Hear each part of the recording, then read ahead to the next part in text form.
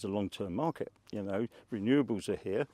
These panels, there's very little maintenance about keeping them clean and monitoring them, which we do ourselves.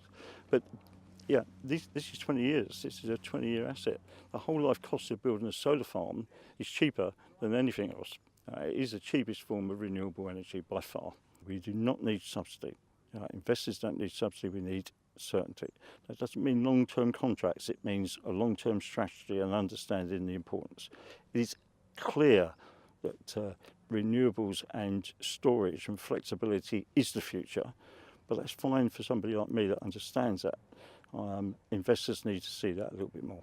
The more innovative you are and the more you're exploring and looking at R&D, the better you're going to be.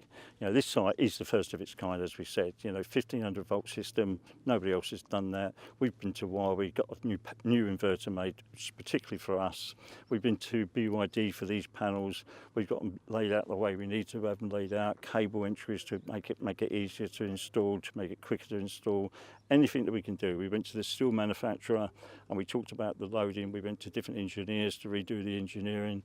We looked at how we can put this together. BYD with the batteries, we're helping with the R&D on that. We're designing it for the UK market. You know, we're pushing them all the time about what we need, how we need this. So we're doing our own R&D with our own suppliers. These are great investments. These will give them long-term returns.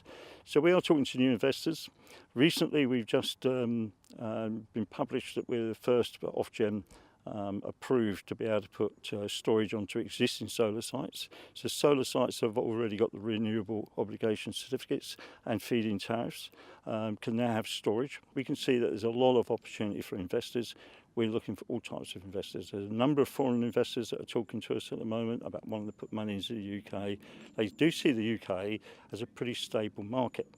Although I'm wanting more certainty, in compared to other countries, this is still pretty stable. We know what we need and we know when we're going to need it. It's just how we're going to get there.